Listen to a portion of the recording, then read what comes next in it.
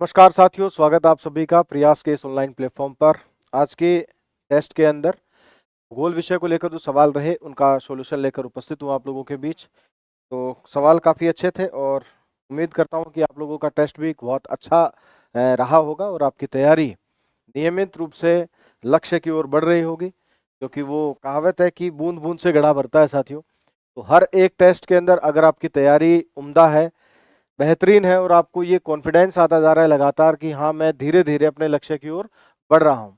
देखो, एक दिन में तो कुछ नहीं होगा विद्यार्थियों, लेकिन धीरे धीरे प्रयास अगर आप लोग कर रहे हो, मेहनत अच्छी कर रहे हो, लगातार आपकी जो टेस्ट है वो अच्छे जा रहे हैं, इसका मतलब ये है कि आप नियमित रूप से अपनी सफलता की ओर लगातार बढ़ते जा रहे हैं।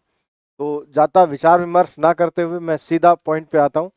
और हम लोगों का आज का जो विषय रहा टेस्ट के अंदर, वो जल धाराओं को लेकर ये टॉपिक था। बहुत शानदार ये चैप्टर है और ये कहें कि हर एग्जाम के अंदर यहाँ से और आपकी जो परीक्षा है वहाँ पर 2 सवाल मिनिमम है विद्यार्थियों जो इस टॉपिक से रहने वाले हैं। तो काफ़ी शानदार भी है, कॉन्सेप्टिव भी है और कुछ रटाफिकेशन भी है भाई, वो भी आप लोगों को करनी पड़ेंगे। देखो, सबसे पहला सवाल है कि महासागरीय धारा की गति लगभग क्या होती है। तो यहाँ देखो साथियों, महासागरीय धारा की बात कर रही है। अगर अपन बात करते हैं, यहाँ 3 शब्द आपको बेसिक ध्यान में रखने हैं। धारा, एक शब्द होता है प्रवाह है, और एक शब्द आपको याद होना चाहिए साथियों, विशाल धारा। ठीक है, धारा, प्रवाह है वह विशाल धारा। इनके जो अंग्रेजी नाम है ना विद्यार्थियों, वो भी आपको देखो याद करने पड़ेंगे। इसे क्यूरेंट कहेंगे आप लोग, धारा को। ठीक है, और प्रवाह को आप लोग ड्रिफ्ट का नाम देंगे, और विशाल धारा को स्ट्रीम कहेंगे साथियों। ठीक, तो ये तो इनके दूसरे नाम है जो आप लोगों को बेसिकली याद होने ही चाहिए, दूसरा ऑप्शन नहीं है, आपको याद रखना ही पड़ेगा। सबसे पहले अगर मैं बात करूं यहाँ पे कि धारा किसे कहते हैं, तो जब सागर सतह का जो जल होता है साथियों, वो निश्चित समय अंतर्गत निश्चित दिशा की ओर अगर गति करता है, निश्चित समय अंतर्गत निश्चित दिशा की ओर क्या करे बेटा, गति करे, तो फिर आप उसको क्या नाम दोगे, धारा का नाम दोगे। ठीक है, और यदि सागर सतह का जल पवन के वेग से पवन के वेग से या मैं कहूं घर्षण से गति करता है, तो फिर आप उसको किसका नाम देंगे, प्रवाह का नाम देंगे। ठीक है, फिर शब्द आपके पास में अगला आ रहा है विशाल धारा। तो इसके लिए आपको कहना है कि जब सागर सतह का जल धरातलीय नदियों के समान धरातलीय नदियों के समान तीव्र वेग से गति करता है, तीव्र वेग से गति करता है, तो फिर आप उसे कह देंगे स्ट्रीम। जैसे एग्जाम्पल की अगर बात करते हैं तो गल्फ स्ट्रीम का नाम आप लोग याद कर सकते हो। ठीक है, तो गल्फ स्ट्रीम जो जलधारा है, विश्व में सर्वाधिक तेज गति से बहने वाली महासागरीय जलधारा उत्तरी अटलांटिक महासागर से रिलेट करती है। ठीक है ना, तो ये तीनों शब्द आपको ध्यान रखने, और अब देखो आराम से आप इसको समझ सकते हो कि महासागरीय जो धारा है उसकी गति लगभग क्या होती है। तो विद्यमान हवा की जो गति है उसका 2%।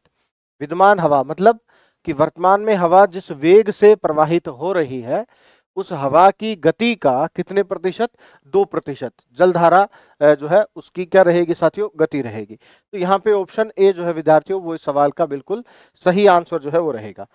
इसके बाद अगला जो सवाल है विद्यार्थियों, कि निम्न महासागरीय धाराओं में कौन सी ठंडी धाराएं हैं। देखो, ये बहुत अच्छा सवाल है और मैं ये कहूँ कि लगभग इसी टाइप का सवाल आपको एग्जाम के अंदर देखने को मिलेगा, जहां आपको 4 जलधाराएं देकर गर्म और ठंडी की तुलना करवाने को लेकर ये सवाल रहेगा। अगर इन पे अपन बात करते हैं तो देखो, ब्राजील जो है वो गर्म जलधारा है। ठीक है, ब्राजील कैसी जलधारा है, गर्म। और फोकलैंड की अगर बात करता हूं तो ये ठंडी जलधारा है। कैलिफोर्निया की अगर बात करते हैं तो ये भी ठंडी जलधारा है। और गल्फ स्ट्रीम की अगर बात करें साथियों तो ये गर्म जलधारा है। गल्फ स्ट्रीम को खाड़ी की धारा भी कहते हैं, ये ध्यान रखना, क्योंकि इसकी उत्पत्ति जो है वो मैक्सिको की खाड़ी से होती है, इस कारण इसको खाड़ी की धारा कहते हैं। इसे यूरोप का कंबल भी कहा जाता है, ये भी ध्यान रखें। यूरोप का कंबल किस जलधारा को कहा जाता है, तो गल्फ स्ट्रीम को कहते हैं। क्यों कहते हैं, क्योंकि यूरोप महाद्वीप के पश्चिमी तट के जो बंदरगाह हैं वो वर्ष भर इसी जलधारा के प्रभाव स्वरूप संचालित होते हैं। वर्ष भर यूरोप के पश्चिमी तटीय बंदरगाहों से व्यापार होता रहता है, उसका कारण है गल्फ स्ट्रीम गर्म जलधारा। ठीक है, और अगली बात अगर मैं कर लूं गल्फ स्ट्रीम को लेकर, तो यूरोप का कंबल कहने के बाद ये विश्व में सर्वाधिक तीव्र वेग से प्रवाहित होने वाली जलधारा है। तो विश्व में सर्वाधिक तीव्र वेग से प्रवाहित होने वाली जलधारा भी कौन सी है? Gulf stream. अगर इसकी खोज को लेकर बात करते हैं कि गल्फ स्ट्रीम की खोज कौन करता है, तो पोंस डी लियोन का नाम आपको ध्यान रखना है। पोंस डी लियोन जो थे, इन्होंने गल्फ स्ट्रीम गर्म जलधारा की खोज की थी। और अगली अगर बात करते हैं तो 40 डिग्री नॉर्थ को गल्फ स्ट्रीम का डेल्टा कहा जाता है साथियों। तो गल्फ स्ट्रीम का डेल्टा किसे कहते हैं, ध्यान रखना। 40 डिग्री उत्तरी अक्षांश को गल्फ स्ट्रीम का डेल्टा भी कहा जाता है। उत्तर अमेरिका महाद्वीप के पूर्वी तट पर यह प्रवाहित होती है। कहां से कहां तक? तो आप कह सकते हो कि मैक्सिको की खाड़ी के उत्तरी में स्थित मियामी, और मियामी का नाम नहीं मिलेगा साथियों, तो आपको फ्लोरिडा का नाम मिल सकता है। तो मियामी या फ्लोरिडा तट से लेकर ये जाती है कहां तक? तो आप स्थान रखोगे न्यू फाउंडलैंड। और न्यू फाउंडलैंड जो स्थान आता है विद्यार्थियों, वो कनाडा के अंदर स्थित एक द्वीप है जहां तक गल्फ स्ट्रीम गर्म जलधारा प्रवाहित होती है। और मानचित्र के आधार पर आप लोगों ने इसको पढ़ा भी होगा, मैं भी आप लोगों को थोड़ा सा इसके बारे में मानचित्र के आधार पर भी हम लोग बात करेंगे अगले सवाल के अंदर जहां भी अपने को मिलेगा। ठीक, तो यहाँ पे हमें कैसी जलधाराओं का चुनाव करना था साथियों? ठंडी जलधारा का चुनाव करना था। तो ठंडी देखो कौन कौन सी रहेंगी, एक तो फोकलैंड रहेगी और एक कैलिफोर्निया। तो बी और सी ऑप्शन जहां पे मिल रहे हैं विद्यार्थियों, वही आपके सवाल का जवाब रहेगा। तो ऑप्शन बी जो है वह साथियों अपने इस सवाल का आंसर रहेगा। बाकी ये सारी बातें बेसिक है जलधाराओं को लेकर, तो आप लोग इनको ध्यान में रखेंगे। ठीक है, फोकलैंड एक द्वीप है आपके दक्षिणी अटलांटिक महासागर के अंदर। मतलब ये ब्राजील और फोकलैंड दोनों ही आपके दक्षिण अटलांटिक महासागर की जलधाराएं हैं, ध्यान रखना। दक्षिण अटलांटिक महासागर की जलधाराएं हैं, जिनमें एक गर्म जलधारा है, दूसरी ठंडी जलधारा है। ब्राजील जलधारा दक्षिण अमेरिका के पूर्वी तट पर प्रवाहित होने वाली ठंडी जलधारा रहेगी। ठीक है, चलो अगला सवाल देखो साथियों। महासागरीय धारा जो सारगैसो सागर को घेरे हुए नहीं है। तो देखो सबसे पहले तो यहाँ पे विद्यार्थियों सारगैसो सागर का जो कॉन्सेप्ट है वो आपको पता होना चाहिए। सारगैसो सागर क्या है? सारगैसो सागर उत्तरी अटलांटिक महासागर में स्थित है, या मैं कहूं उत्तरी अंध महासागर में, ठीक है, स्थित होता है साथियों ये। और इसकी विशेषता यह है कि ये दुनिया का सबसे बड़ा तटविहीन सागर भी होता है। तो सबसे बड़ा तटविहीन सागर कौन सा है? तो आप कहेंगे सारगैसो जो सागर है वो विश्व का सबसे बड़ा तटविहीन सागर होता है, और इसे महासागरीय मरुभूमि भी साथियों कहा जाता है। तो किस सागर को महासागरीय मरुभूमि जो है विद्यार्थियों कहा जाता है? तो ध्यान रखना, सारगैसो सागर को महासागरीय मरुभूमि भी कहते हैं। उत्तरी अटलांटिक महासागर के अंदर एक जड़विहीन घास का क्षेत्र मिलता है, घास का नाम होता है सारगेसम। ठीक है, तो ये जो सारगेसम जड़विहीन घास का जो क्षेत्र है उसी को बेटा सारगैसो सागर के नाम से जानते हैं। ठीक, अब इस सारगैसो सागर के चारों ओर जो महासागरीय जलधाराएं प्रवाहित हो रही हैं, अगर मैं उनकी बात करूं तो देखो आप लोगों को इस प्रकार से इसे ध्यान रखना है। जैसे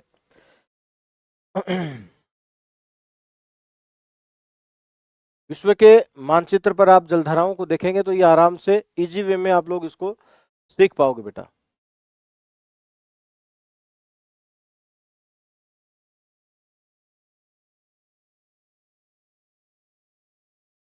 ठीक है, अब इस पर हमें भूमध्य रेखा की आवश्यकता पड़ेगी, क्योंकि उसी के आधार पर आप जलधाराओं को सीख पाओगे।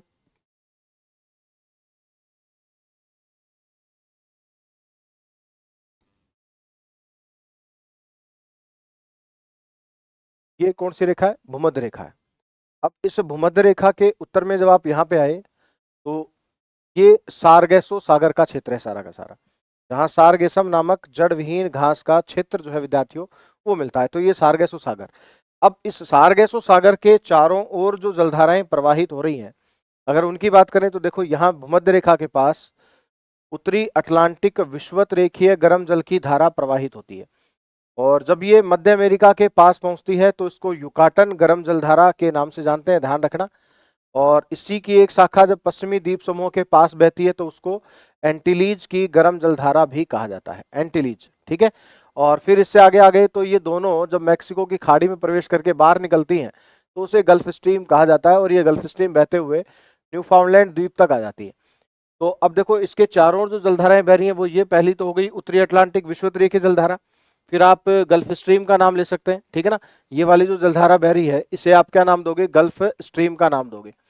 अब गल्फ स्ट्रीम से जब उत्तर में चले न्यूफाउंडलैंड द्वीप के पास पछुआ पवनों का प्रभाव बेसिकली आप लोगों ने पढ़ा ही होगा, तो वहां से ये जलधारा पछुआ पवनों के प्रभाव से पूर्व की ओर मुड़कर साथियों बहना शुरू कर देती है, पश्चिम से पूर्व की ओर। हम लोग पढ़ते हैं कि इस उत्तरी अटलांटिक ड्रिफ्ट की एक शाखा चली जाती है इरमिंगर द्वीपों की ओर, दूसरी शाखा इसकी नॉर्वे की ओर चली जाती है, और एक इसकी शाखा यूरोप के पश्चिमी तट पर बहती है जिसको रेनेल के नाम से जानते हैं, ठीक है। तो देखो ये वाली जो शाखा जा रही है इसे नॉर्वे का नाम दे रहे हो आप लोग, यूरोप के पश्चिमी तट पर जो बह रही है उसको रेनेल कहेंगे, ठीक है। और रेनेल से आगे जब हम अफ्रीका महाद्वीप के उत्तरी पश्चिमी तट पर आते हैं तो यहाँ विद्यार्थियों एक ठंडी महासागरीय जलधारा उत्पन्न होती है जो ध्रुवीय क्षेत्रों से चलकर आ रही है सागरीय जल की सतह के नीचे, और जैसे जैसे भूमध्य रेखा के पास आती है सागर सतह पर प्रकट होती है कन्वेयर बेल्ट के कारण, क्योंकि महासागरीय जलधाराएं कन्वेयर बेल्ट का अनुसरण करते हुए प्रवाहित होती है, तो उसको थोड़ा ध्यान में रखना। अगर आप लोगों ने नहीं पढ़ा उसके बारे में तो एक बार जरूर पढ़ना कन्वेयर बेल्ट क्या होता है, उसी के अनुसार महासागरीय जलधाराएं जो है वो मूव करती हैं, गति करती हैं साथियों। तो ये जो जलधारा है इसका नाम रहेगा साथियों कनारी। अब ये कनारी ठंडी जलधारा भूमध्य रेखा के पास पहुंचती है और फिर विषुवत रेखीय गर्म जलधारा से आकर मिल जाती है। तो अब ये जो बीच में सारगैसो सागर है, अगर मैं इसके चारों ओर की जलधाराओं के नाम की बात करूं तो उत्तरी अटलांटिक विषुवत रेखीय गर्म जलधारा, एंटीलीज का नाम ले सकते हैं, युकाटन का नाम ले सकते हैं, गल्फ स्ट्रीम कह सकते हो, उत्तरी अटलांटिक ड्रिफ्ट का नाम भी आप ले सकते हो, उसके बाद रेनेल का नाम ले सकते हो, कनारी का नाम ले सकते हो, उनके बीच में है सारगैसो सागर। अब यहाँ पे अगर मैं सवाल पर आता हूं तो सवाल के अंदर देखो जो ऑप्शन आपको दिए गए यहाँ पे लैब्राडोर जो है, ये सवाल नंबर कितना था, ये पिछला सवाल है साथियों, ये सवाल है आपका। हाँ, तो सारगैसो सागर को घेरे हुए नहीं है, तो कौन सी नहीं है, देखो प्रति भूमध्य रेखीय धारा, एक ऑप्शन दिया है गल्फ स्ट्रीम, एक उत्तरी अटलांटिक ड्रिफ्ट और एक कनारी।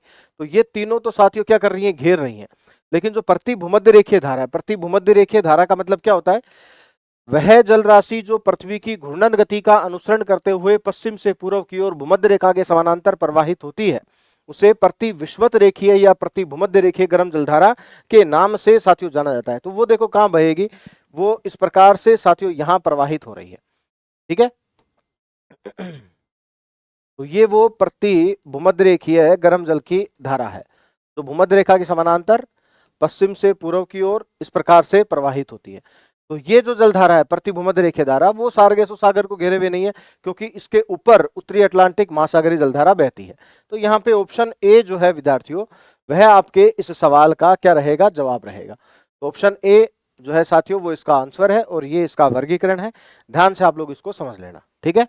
और बाकी यहाँ जलधाराएं जो है वो भी सारी बन चुकी हैं, तो इनको भी ध्यान रखेंगे आप। नेक्स्ट देखो विद्यार्थियों, अगला जो सवाल है, यहाँ पे एक तरफ महासागरीय जलधाराएं दी गई हैं और सामने उनका स्थान दिया गया है कि भाई कौन सी जलधारा किस महाद्वीप के किस तट पर बहती है, उसके आसपास का जो क्षेत्र है उसे क्या कहते हैं। उसके आधार पर इस सवाल का आंसर आप लोगों को करना था। देखो लैब्राडोर की अगर बात करता हूं तो उत्तरी अटलांटिक महासागर में बहती है, उत्तर अमेरिका के पूर्वी तट पर, है ना। तो यहाँ पर अगर अपने को ऑप्शन देखना है इस लैब्राडोर को लेकर तो ये कनाडा मतलब डेविस जल संधि से आ रही है भाई ठंडी जलधारा है, ठीक। तो ये कहाँ पर बहेगी भाई, कनाडा का पूर्वी तट हम लोग यहाँ पे चुन सकते हैं। जैसे अभी हम लोग जो डायग्राम देख कर आए यहाँ देख सकते हो आप लोग, तो ये डेविस जल संधि है साथियों, इससे आती है आपके लैब्राडोर की ठंडी जलधारा, ठीक है। बैफिन खाड़ी डेविस जल संधि यहाँ से बहकर आ रही, तो ये है लैब्राडोर ठंडी महासागरीय जलधारा है। और ये न्यूफाउंडलैंड द्वीप पर गल्फ स्ट्रीम से मिलकर घने कोहरे का निर्माण करती है, दृश्यता को कम कर देती है, मत्स्य उत्पादक क्षेत्र का निर्माण करती है, मछलियों के मुख्य भोजन प्लैंकटन को अपने साथ बहाकर लाती है, ठीक है। तो ये भी थोड़ा ध्यान रखेंगे आप लोग। तो फिर आ जाता है आयोसिवो। आयोसिवो एक ठंडी महासागरीय जलधारा है जो उत्तरी प्रशांत महासागर से संबंधित है और ये प्रवाहित होती है कहाँ, कोरिया के पूर्वी तट पर। तो दूसरे में ऑप्शन नंबर 4, यानी पहले में 3 नंबर, दूसरे में 4 नंबर। उसके बाद कनारी की अगर मैं बात करूं तो ये प्रवाहित होती है मोरक्को। मोरक्को अफ्रीका महाद्वीप का एक देश है और मोरक्को के पश्चिमी तट पर ये जलधारा जो है साथियों कनारी वो प्रवाहित होती है। और इसी कनारी जलधारा का गुण ये भी है कि इसने सहारा मरुस्थल की उत्पत्ति में या उसके निर्माण में भी अपना योगदान जो है वो दिया है। और बेंगुला की अगर बात करता हूं तो इसने कालाहारी मरुस्थल के निर्माण में सहयोग दिया और ये अफ्रीका महाद्वीप के पश्चिमी तट पर बहने वाली जलधारा है। तो आप दक्षिण अफ्रीका का पश्चिमी तट यहाँ पे आंसर इसका कर सकते हैं। तो अब देखो पहले में 3 फिर 4, पहले में 3 नंबर फिर 4 नंबर और फिर 1 नंबर और फिर 2 नंबर। तो 3 4 1 2 ये जहां पे आपको मिल रहा है वही आपके इस सवाल का आंसर जो है साथियों रहेगा। तो ऑप्शन ए विद्यार्थियों इस सवाल का आंसर है।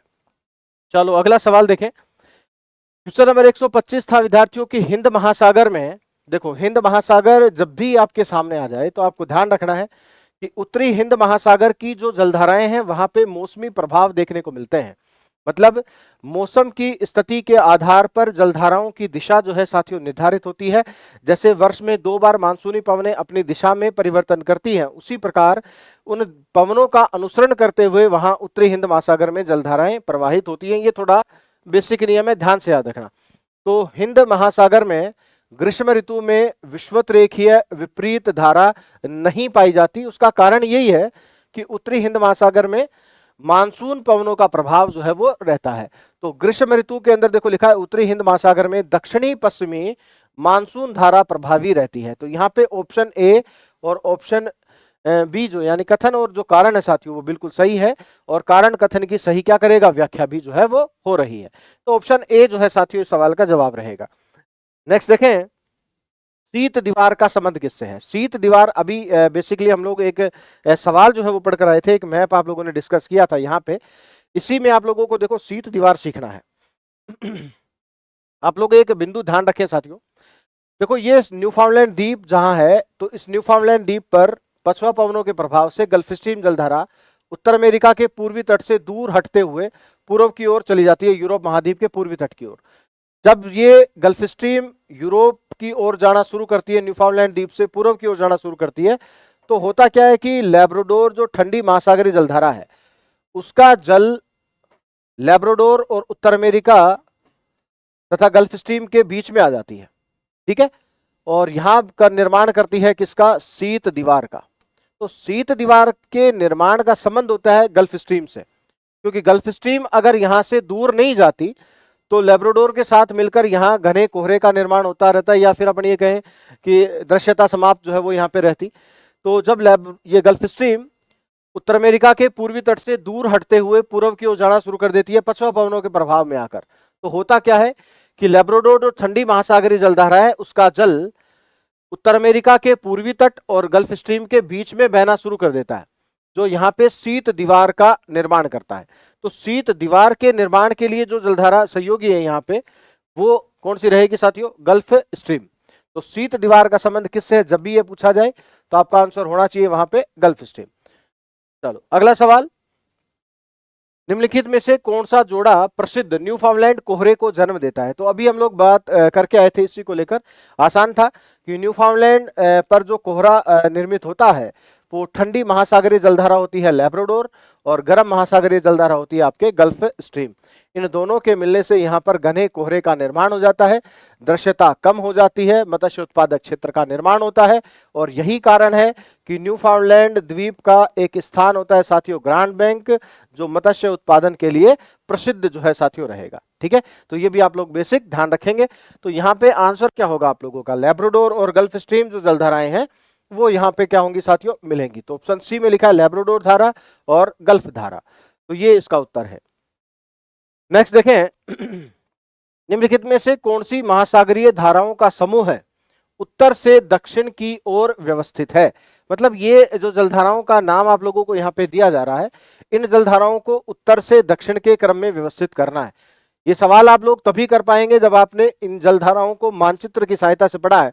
बिना मानचित्र अगर आप इनको रट रहे हो तो बहुत ज्यादा परेशानी आएगी भाई। देखो सबसे पहले अगर यहाँ पर हमें उत्तर में जलधारा जो है उसका अगर चुनाव करना है तो फोकलैंड उत्तर में नहीं है, फोकलैंड जो है वो दक्षिणी अटलांटिक महासागर में भी दक्षिणी जलधारा है, तो पहला ऑप्शन तो बिल्कुल नहीं होगा इसका। लैब्राडोर ये आंसर हो सकता है क्योंकि लैब्राडोर उत्तर में है, ठीक है, डेविस जल संधि के आसपास ये प्रवाहित हो रही है कनाडा के पास, और उसके नीचे आ गए तो कनारी ठीक है, उसके नीचे ब्राजील ये भी ठीक है, फोकलैंड ये बिल्कुल सही आंसर होगा भाई। तो बी ऑप्शन जो है साथियों इस सवाल का जवाब रहेगा, और ये आप देख भी सकते हो मानचित्र के ऊपर, ये लो देखो ये जो है जलधारा कौन सी है, लैब्राडोर सबसे पहले सबसे उत्तर में। अब लैब्राडोर के नीचे आप यहाँ पे आ रहे हो तो देखो ये कनारी जलधारा आ गई। अब ब्राजील कहाँ बहती है, ब्राजील बहती है यहाँ पे, ये ब्राजील गर्म जलधारा है, ठीक है।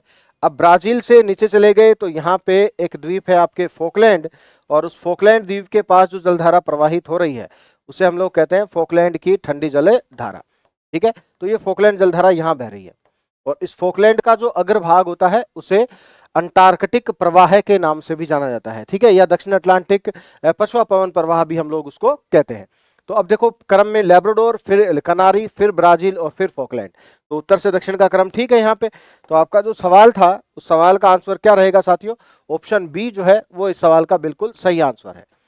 नेक्स्ट देखें, दक्षिण अटलांटिक महासागर में निम्न में से कौन सा प्रणाली क्रम सही है? साथियों ये सवाल जो है ना वो वर्तमान में अगर विगत परीक्षाओं की मैं बात करूं तो लगातार इसी प्रकार के सवाल आपको परीक्षाओं में देखने को मिल रहे हैं। मतलब प्रशांत महासागर, उत्तरी प्रशांत या दक्षिणी प्रशांत, या उत्तरी हिंद या दक्षिणी हिंद महासागर, या उत्तरी अटलांटिक दक्षिणी अटलांटिक महासागर में जल धाराओं का एक क्रम यानी गायर या चक्र को पूछा जाता है, ठीक है। ये भी आप ध्यान रखना कि गायर या इसको आप चक्र का नाम भी दे सकते हो। क्रम लिखा है ना ये, इस क्रम की जगह एक शब्द आ सकता है गायर या चक्र, तो इसको भी ध्यान रखना बेटा। चक्र को ही क्या कहते हैं? गायर। कंफ्यूज मत होना आप लोग। तो अगर मेरे को दक्षिणी अटलांटिक महासागर की जलधाराओं का क्रम बताना है तो मैं ये कहूंगा कि भाई ये 0 डिग्री अक्षांश है विषुवत रेखा। अब विषुवत रेखा के समानांतर जो जलधारा प्रवाहित हो रही है वो रहेगी आपके दक्षिणी अटलांटिक विषुवत रेखीय गर्म जल की धारा, और ये बहते हुए आगे बढ़ती है, फिर ये ब्राजील गर्म जलधारा का निर्माण कर रही है, ठीक है। और ब्राजील गर्म जलधारा का निर्माण होने के बाद जब ये जलधारा आगे आ रही है तो इसे कहते हैं अंटार्कटिक ड्रिफ्ट। क्या कहेंगे? Antarctic drift. तो इसे अंटार्कटिक ड्रिफ्ट का नाम भी आप लोग दे सकते हैं, और इसे मैं दक्षिण अटलांटिक पछुआ पवन प्रवाह भी कह सकता हूं, ठीक। और फिर आगे चलकर यही जलधारा बेंगुला ठंडी जलधारा के रूप में प्रवाहित हो रही है, तो ये हो गया बेंगुला। तो अब मेरे को सीक्वेंस देखनी है कि सीक्वेंस क्या बतानी। तो देखो सबसे पहले विषुवत रेखीय गर्म जल की धारा, ये कौन सी है? विषुवत रेखीय गर्म जलधारा है, ठीक। और उसके नीचे जब मैं आऊंगा आगे तो ब्राजील सेकंड नंबर पे, तो ये फर्स्ट हो गई, फिर सेकंड पे ये हो गई, थर्ड पे आपके अंटार्कटिक ड्रिफ्ट हो गई, फोर्थ पे हो गई बेंगुला। तो अब इस क्रम को देख लेना, आपको क्रम कहीं से भी शुरू हो सकता है, ठीक है। ये शुरू कर रहा है दक्षिण विषुवत रेखीय धारा, ठीक है। तो दक्षिण विषुवत रेखीय धारा हो गई पहले पे, दूसरे पे ब्राजील धारा आ रही है, देखो ब्राजील धारा, तीसरे पे अंटार्कटिक ड्रिफ्ट आ रही है तो अंटार्कटिक ड्रिफ्ट हो गया, फिर बेंगुला धारा का नाम आ रहा है, तो ऑप्शन ए जो है विद्यार्थियों बिल्कुल राइट आंसर हो जाएगा। एक बार दूसरे को देखते हैं, देखो अंटार्कटिका ड्रिफ्ट, ठीक है, अंटार्कटिका ड्रिफ्ट से शुरू कर रहा है, इसके बाद ब्राजील धारा नहीं आती है, ब्राजील धारा इससे पहले होगी, इसका मतलब सेकंड ऑप्शन गलत होगा। उसके बाद देखो दक्षिण विषुवत रेखीय धारा के बाद नाम दे रहा है कनारी, तो कनारी तो दक्षिण अटलांटिक महासागर की जलधारा ही नहीं है, ये तो वैसे ही ऑप्शन गलत है। उसके बाद आगे आते हैं बेंगुला धारा, तो बेंगुला के बाद ब्राजील का निर्माण नहीं होगा क्योंकि बेंगुला के बाद विषुवत रेखीय धारा आ जाती है, तो इस ऑप्शन को भी आप लोग हटा सकते हो। तो ऑप्शन नंबर 1 जो है साथियों वो बिल्कुल सही आंसर होगा। अगला देखें कि निम्न कथनों पर विचार कीजिए और जो सत्य कथन है उनका चुनाव कूट के आधार पर अपने को यहाँ पे करना था। तो आप लोगों ने क्या किया, देखो बेंगुला जलधारा का प्रभाव कालाहारी मरुस्थल के निर्माण में था, बिल्कुल ठीक है, क्योंकि बेंगुला जलधारा के कारण ही आपके कालाहारी जो मरुस्थल है उसका निर्माण रहा। जैसे सहारा मरुस्थल के निर्माण में कनारी जलधारा का योगदान रहा, उसी प्रकार से कालाहारी मरुस्थल के निर्माण में बेंगुला जलधारा का योगदान रहेगा। अगुलहास धारा का प्रभाव थार मरुस्थल के निर्माण में था, ये बिल्कुल गलत है, क्योंकि थार मरुस्थल और अगुलहास जलधारा का कोई संपर्क ही नहीं है, तो उसके निर्माण में इस जलधारा का कोई योगदान नहीं है। तो ऑप्शन बी जो है साथियों वो गलत है। अब जहां पर भी देखो आपको बी ऑप्शन मिल रहा है उस ऑप्शन को ही हटा दो आप, क्योंकि ये तो गलत है। अब उत्तर या तो ए में से है या फिर सी में से, ठीक। देखो उत्तरी हिंद महासागर की धाराएं वर्ष में 2 बार अपने बहाव मार्ग में बदलाव करती हैं। तो हम लोगों ने डिस्कस किया था आज की ही क्लास में कि उत्तरी हिंद महासागर की जलधाराओं में मौसमी प्रभाव दिखाई देते हैं, वहां मौसम में परिवर्तन के साथ ही जलधाराएं जो है वो अपनी दिशा में परिवर्तन कर लेती हैं, अर्थात जलधाराओं पर मौसमी उत्क्रमण जो है वो दिखाई पड़ता है। तो यहाँ पर ए और सी दोनों कथन जो है साथियों सही है, तो ऑप्शन सी जो है विद्यार्थियों वो इस सवाल का आंसर रहेगा। क्वेश्चन नंबर 131 क्या है, देखो कह रहा है कि उत्तरी अंध महासागरीय वर्ताकार गति के संदर्भ में निम्न में से कौन सा एक सही अनुक्रम है। मतलब आपको उत्तरी अटलांटिक महासागर की जो जलधाराएं हैं उनकी सीक्वेंस गायर या चक्र बताना था। तो देखो आज की ही क्लास में हम लोगों ने एक डायग्राम जो है उसको डिस्कस किया, वहीं से आपको इस सवाल का उत्तर मिल जाएगा। ये कौन सी है? उत्तरी अटलांटिक विषुवत रेखीय गर्म जल की धारा, फिर आगे आ रही है एंटीलीज या युकाटन का नाम मिल सकता है, फिर गल्फ स्ट्रीम का नाम मिल सकता है, उत्तरी अटलांटिक ड्रिफ्ट का नाम आ सकता है, फिर आ जाएगा आपके कनारी या फिर रेनेल। रेनेल कनारी से पहले आएगी, ये ध्यान रखना। अब अगर मैं सवाल पे आता हूं तो साथियों देखो, ये सवाल है, आपको सीक्वेंस बतानी है यहाँ पे। उत्तरी अटलांटिक महासागर की जलधाराओं का वर्ताकार जो सीक्वेंस है, क्रम है, वो बताना है। तो देखो कैरेबियन, ठीक है, ले सकते हैं कैरेबियन को। गल्फ स्ट्रीम आ सकती है, ठीक है। उत्तरी अंध महासागरीय अपवाह है, ठीक है, और उसके बाद कनारी, बिल्कुल राइट है। एक बार और थोड़ा सा आगे और देख लेते हैं। उत्तरी अंध महासागरीय के बाद गल्फ स्ट्रीम आ रही है, बिल्कुल गलत है। क्योंकि उत्तरी अंध महासागरीय ड्रिफ्ट की बात करेगा तो ड्रिफ्ट के बाद गल्फ स्ट्रीम नहीं बनेगी, गल्फ स्ट्रीम उससे पहले निर्मित होगी, ठीक है। और फिर देखो लेब्राडोर, तो लेब्राडोर तो वर्ताकार चक्र में आती ही नहीं है, ये तो वैसे ही गलत है। फिर आ रहा है देखो कैरेबियन, ठीक है, कैरेबियन के बाद गल्फ स्ट्रीम, ये भी ठीक है। लेकिन कनारी का नाम उत्तरी अंध महासागरीय से पहले आ रहा है, ये गलत है। कनारी का नाम इसके बाद आना चाहिए। फिर देखो कनारी का नाम आ रहा है, गल्फ स्ट्रीम का नाम आ रहा है, फोकलैंड तो इस महासागर की जलधारा ही नहीं है, फोकलैंड दक्षिण अटलांटिक महासागर की जलधारा है। तो ऑप्शन ए जो है विद्यार्थियों बिल्कुल राइट आंसर होगा। चलो अगला सवाल देखो, महासागरों के पश्चिम भाग उनकी पूर्वी सीमाओं की तुलना में हमेशा अधिक गर्म होते हैं। बेसिकली देखो, महाद्वीपों के पश्चिमी तटों पर ठंडी महासागरीय जलधाराएं बहती है, जिसके कारण वहां पे मरुस्थलों का निर्माण जो है साथियों हो जाता है। और यही कारण है कि महाद्वीपों के पश्चिमी तटों का पश्चिमी तटीय जो क्षेत्र होते हैं उनका तापमान पूर्वी तटों की तुलना में ज्यादा हो जाता है, ठीक।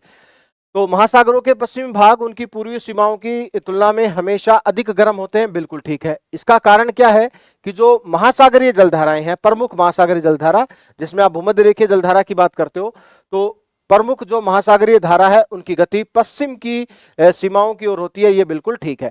तो यहाँ ए और आर दोनों सही है, और आर ए की सही क्या करेगा साथियों, व्याख्या भी करेगा। अगला देखें, सवाल है कि निम्नांकित में कौन सा एक क्षेत्रफल के आधार पर, किसके आधार पर, क्षेत्रफल के आधार पर महासागरों का सही अवरोही क्रम है, मतलब घटता हुआ क्रम है। मतलब आपको बड़े से छोटे महासागर का क्रम जो है साथियों वो बताना है।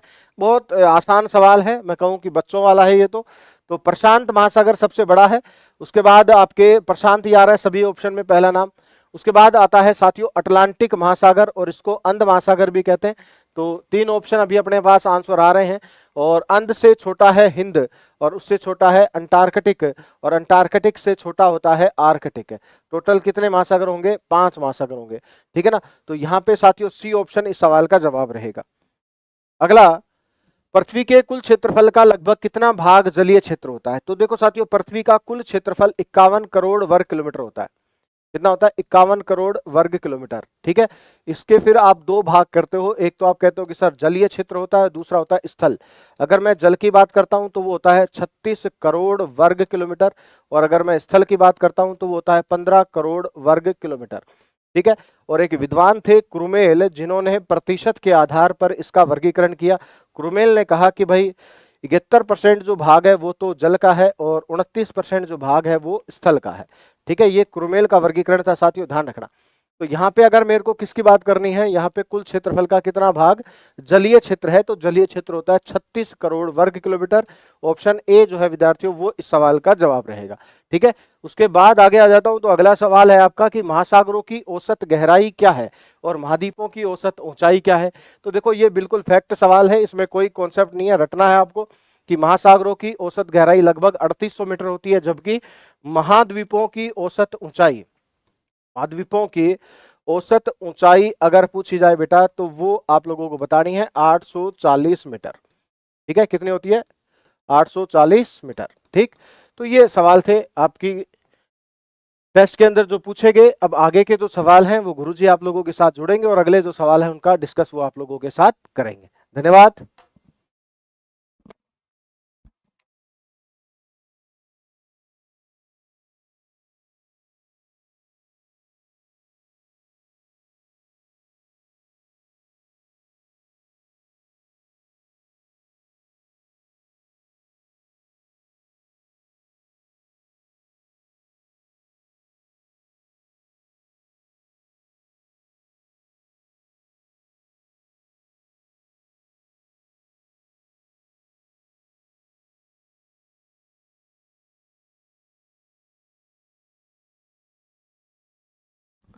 नमस्कार साथियों, जो पॉलिटी से संबंधित जो पर्सन है वो देखते हैं।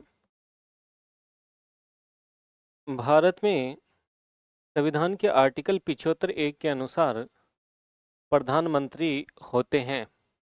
प्रधानमंत्री क्या होते हैं मेरे दोस्तों? नियुक्त होते हैं या फिर मनोनीत होते हैं या फिर चयनित होते हैं या फिर निर्वाचित होते हैं।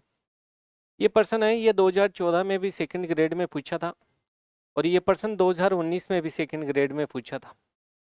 मेरे दोस्तों, प्रधानमंत्री हैं, ये प्रधानमंत्री नियुक्त होता है। एक आर्टिकल आता है, आर्टिकल कौन सा आता है? 75(1) आता है। ये क्या कहता है?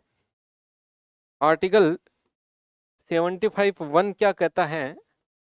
तो ये कहता है कि लोकसभा में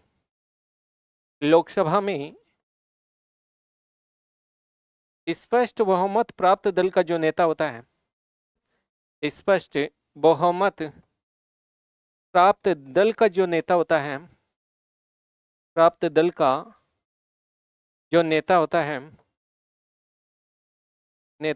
है उसे राष्ट्रपति प्रधानमंत्री के रूप में नियुक्त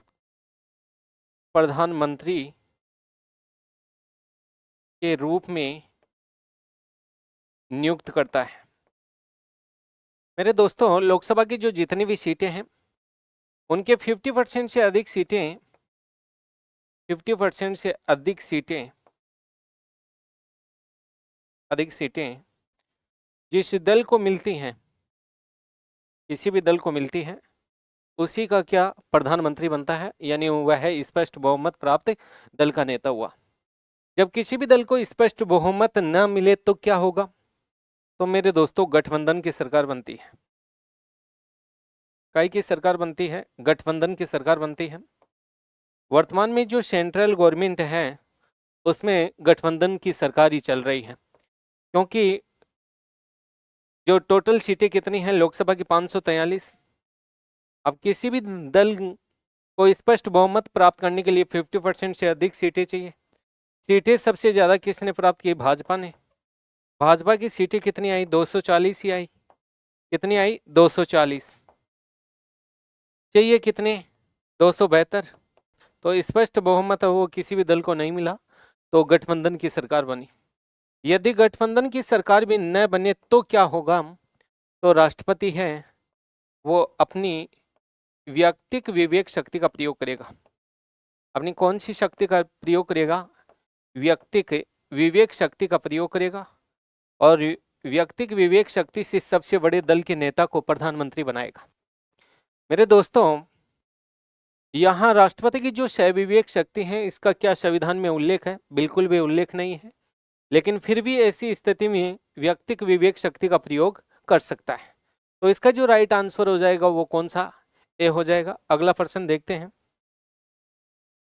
भारत के प्रधानमंत्री के विषय में निम्नलिखित कथनों में से कौन सा सही है? प्रधानमंत्री मंत्री परिषद का नाम मात्र का नेता होता है, वह संसद के प्रति उत्तरदायी नहीं होता है, वह अपने मंत्रियों में से किसी को बर्खास्त नहीं कर सकता, प्रधानमंत्री मंत्री परिषद का वास्तविक नेता होता है। तो इसका जो राइट आंसर हो जाएगा वो कौन सा हो जाएगा? डी हो जाएगा। अगला प्रश्न देखते हैं मेरे दोस्तों। संविधान के अनुसार संघीय मंत्री परिषद में मंत्री अपना पद धारण करते हैं प्रधानमंत्री के प्रसाद पर्यंतक, राष्ट्रपति के प्रसाद पर्यंतक, लोकसभा अध्यक्ष के प्रसाद पर्यंतक, राज्य के सभापति के प्रसाद पर्यंतक। मेरे दोस्तों, राष्ट्रपति के जो प्रसाद पर्यंत हैं, राष्ट्रपति के प्रसाद पर्यंतक, राष्ट्रपति के प्रसाद पर्यंतक 3 पद है वो बने रहते हैं। कौन कौन से? नंबर 1 राज्यपाल, ये राष्ट्रपति के प्रसाद पर्यंतक पद पर बना रहता है। नंबर 2 महान्यायवादी, अटॉर्नी जनरल, महान्यायवादी, ये भी राष्ट्रपति के प्रसाद पर्यंतक पद पर बना रहता है।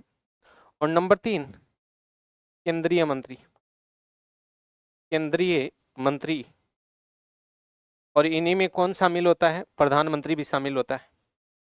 कौन शामिल होता है? प्रधानमंत्री भी शामिल होता है, क्योंकि प्रधानमंत्री भी एक मंत्री ही होता है, लेकिन समकक्ष जो मंत्री हैं उनका प्रधान और मुखिया होने के कारण उनको क्या कहा जाता है? प्रधानमंत्री तो इसका जो राइट आंसर हो जाएगा वो कौन सा, बी हो जाएगा, कि संघीय मंत्री परिषद में मंत्री अपना पद धारण करेंगे राष्ट्रपति के प्रसाद पर्यंत तक। अगला प्रश्न देखते हैं मेरे दोस्तों। प्रधानमंत्री प्रधानमंत्री कौन होता है? लोकसभा द्वारा चुना जाता है, संसद के दोनों सदनों की संयुक्त मीटिंग से उसका चुनाव होता है, राष्ट्रपति के द्वारा नियुक्त किया जाता है, लोकसभा द्वारा निर्वाचित किया जाता है, राष्ट्रपति द्वारा नियुक्त किया जाता है। तो इसका जो राइट आंसर हो जाएगा वो कौन सा, सी। थोड़ी देर पहले ही मैंने बताया था कि लोकसभा में स्पष्ट बहुमत प्राप्त दल के नेता को क्या, प्रधानमंत्री के रूप में नियुक्त किया जाता है।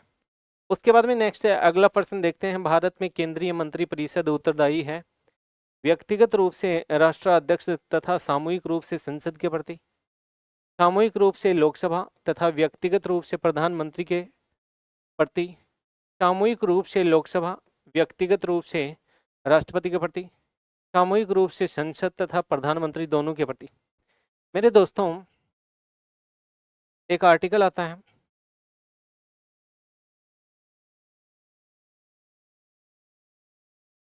आर्टिकल कौन सा आता है, 75(2) आता है। ये क्या कहता है? ये कहता है कि मंत्री परिषद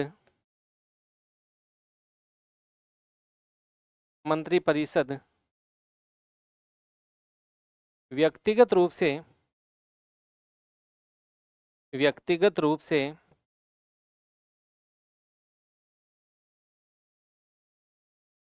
राष्ट्रपति के प्रति उत्तरदायी होती है, राष्ट्रपति के प्रति उत्तरदायी होती है।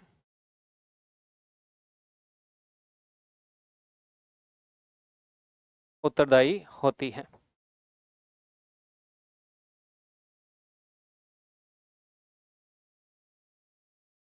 यानी मंत्री है ये राष्ट्रपति के प्रसाद पर्यंत के पद पर ही बने रहेंगे। एक आर्टिकल आता मेरे दोस्तों, आर्टिकल 75(3। ये क्या कहता है? ये कहता है कि मंत्री परिषद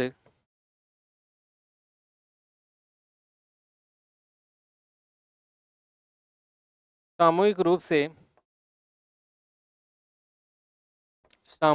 से लोकसभा के प्रति उत्तरदायी होती है, लोकसभा के प्रति उत्तरदायी होती है।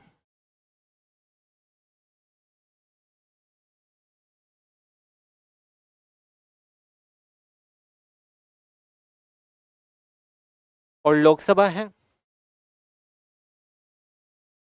लोकसभा सामूहिक रूप से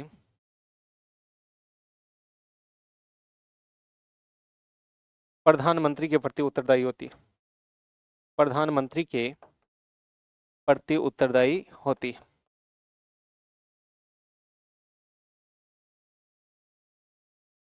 तो इसका जो राइट आंसर हो जाएगा वो कौन सा हो जाएगा? सामूहिक रूप से किसके प्रति? लोकसभा के प्रति। और व्यक्तिगत रूप से प्रधानमंत्री नहीं, प्रधानमंत्री नहीं होगा, व्यक्तिगत रूप से कौन सा? राष्ट्रपति।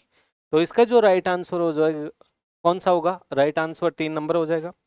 अगला प्रश्न देखते हैं मेरे दोस्तों, किसने प्रधानमंत्री को प्राइमस इंटर पेरस और कैबिनेट के प्रमुख स्तंभ के रूप में वर्णित किया है? रॉन सूरे मुडर ने, लॉर्ड मॉर्ले ने, H.J. लास्किन ने, मुनरो ने। तो इसका जो राइट आंसर हो जाएगा वो कौन सा? बी हो जाएगा। लॉर्ड जो मॉर्ले हैं उन्होंने कहा है। भारत के योजना आयोग का गठन कब हुआ था? 26 जनवरी 1950, 15 मार्च 1950, 1 जनवरी 2015 और 2 अक्टूबर 1950। योजना आयोग की जो स्थापना हुई थी मेरे दोस्तों, वो स्थापना कब हुई थी? 15 मार्च 1950 को, 15 मार्च 1950 को योजना आयोग है। योजना आयोग का अध्यक्ष कौन होता है? तो अध्यक्ष मेरे दोस्तों प्रधानमंत्री होता है। अध्यक्ष कौन होता है? प्रधानमंत्री। योजना आयोग है, योजना आयोग के प्रथम अध्यक्ष कौन थे? तो प्रथम अध्यक्ष थे मेरे दोस्तों वो प्रथम प्रधानमंत्री कौन थे? पंडित जवाहरलाल नेहरू। पंडित जवाहरलाल नेहरू। योजना आयोग के प्रथम उपाध्यक्ष कौन थे? प्रथम जो उपाध्यक्ष थे मेरे दोस्तों, वो प्रथम उपाध्यक्ष कौन थे? तो गुलजारी लाल नंदा। कौन थे? गुलजारी लाल नंदा। गुलजारी लाल नंदा। योजना आयोग है, योजना आयोग के अंतिम अध्यक्ष कौन थे? अंतिम अध्यक्ष, तो योजना आयोग के जो अंतिम अध्यक्ष थे मेरे दोस्तों, वो नरेंद्र मोदी। कौन थे? नरेंद्र मोदी। और योजना आयोग के जो अंतिम उपाध्यक्ष थे, वो अंतिम उपाध्यक्ष कौन थे मेरे दोस्तों? तो मोन्टेंग सिंह अहूवालिया। कौन थे? मोन्टेंग सिंह अहूवालिया। मोन्टेंग सिंह अहूवालिया। तो इसका जो राइट आंसर हो जाएगा वो कौन सा? बी हो जाएगा, 15 मार्च 1950। अगला प्रश्न देखते हैं मेरे दोस्तों, नीति आयोग के प्रथम उपाध्यक्ष कौन थे? योजना आयोग है, योजना आयोग,